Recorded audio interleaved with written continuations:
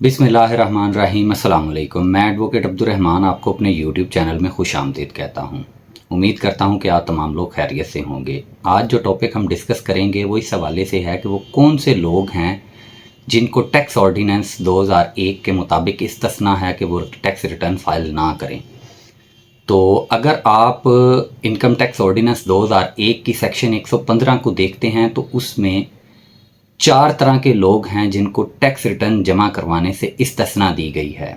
यानी ये वो 4 लोग हैं सेक्शन 115 के मुताबिक जिनके लिए ज़रूरी नहीं है कि वो टैक्स रिटर्न जमा करवाएं। तो अगर आप सेक्शन 115 देखते हैं टैक्स ऑर्डिनेंस का, तो उसमें जो सबसे पहला कैटेगरी है, जो सबसे पहली कैटेगरी है, उसमें जो लोग फाल करते हैं वो है बेवा खातून। अगर कोई बेवा खातून है, उसका खामद फोत हो गया हुआ है, तो उसकी आमदन या उसके पास जो भी असासाजात हैं उसको इस्तिस्ना हासिल है कि वो टैक्स रिटर्न में उनको ना शो करे, वो टैक्स रिटर्न ना फाइल करे। इसके बाद दूसरी जो कैटेगरी आ जाती है वो यतीम बच्चों की है। टैक्स ऑर्डिनेंस के सेक्शन 115 की क्लॉज बी जो है वो ये कहती है कि जो यतीम बच्चे हैं और उनकी एज 25 साल से कम है, तो उनके नाम पे अगर कोई प्रॉपर्टीज़ हैं या उनके नाम पे कोई सेविंग सर्टिफिकेट्स हैं जिससे उनको इनकम आती है, तो ऐसी इनकम जो है उनकी वो टैक्स से इस्तिस्ना है, उनको वो टैक्स रिटर्न ना फाइल करें। उनको गवर्नमेंट नहीं पूछेगी, उनको एफपीआर नहीं पूछेगी कि उन्होंने टैक्स रिटर्न क्यों नहीं फाइल किया, क्योंकि वो यतीम है और उनकी एज 25 साल से कम है।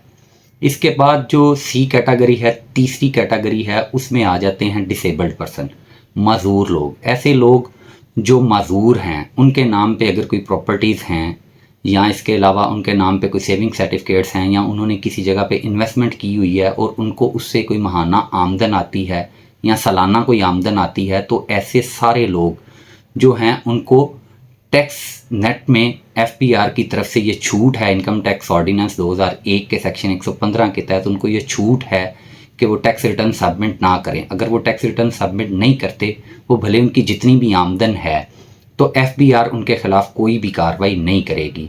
अगर खुदा न खास्ता एफबीआर ऐसे लोगों को कोई नोटिस वगैरह इशू कर देती है, तो वो अपना डिसेबल सर्टिफिकेट जो होता है, डिसेबिलिटी का जो है वो सर्टिफिकेट वो प्रोवाइड कर दें एफबीआर को, तो एफबीआर उनसे टैक्स नहीं लेगी। वो टैक्स रिटर्न अगर नहीं भी जमा करवाते तो उनके लिए कोई मसला नहीं होगा। इसके बाद जो चौथी कैटेगरी है वो नॉन रेजिडेंट पाकिस्तानीज़ की है।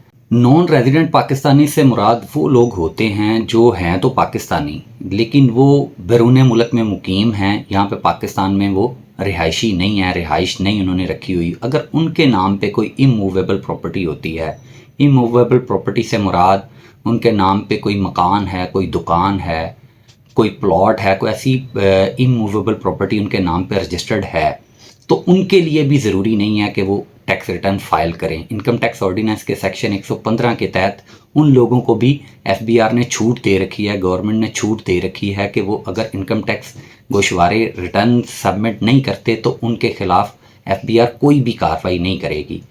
तो ये 4 किस्म के लोग हैं जिनमें पहले नंबर पे बेवा, दूसरे नंबर पे यतीम बच्चे जिनकी उम्र 25 साल से कम है, तीसरे नंबर पे आ जाते हैं मजदूर लोग, डिसेबल्ड पर्सन, और चौथे नंबर पे नॉन रेजिडेंट पाकिस्तानी आ जाते हैं। ये 4 कैटेगरीज हैं, ये 4 तरह के लोग हैं जिनको टैक्स ऑर्डिनेंस के तहत इस्तिस्ना है, छूट है कि वो टैक्स रिटर्न ना जमा करवाएं। अगर वो जमा करवा देते हैं तो उनकी स्वीट विल है, अदरवाइज़ अगर वो ना भी जमा करवाएं तो उनके ख़िलाफ़ जो है वो एफबीआर कोई भी कार्रवाई नहीं करेगी। इसी के साथ इजाज़त चाहता हूँ। अल्लाह हाफिज़।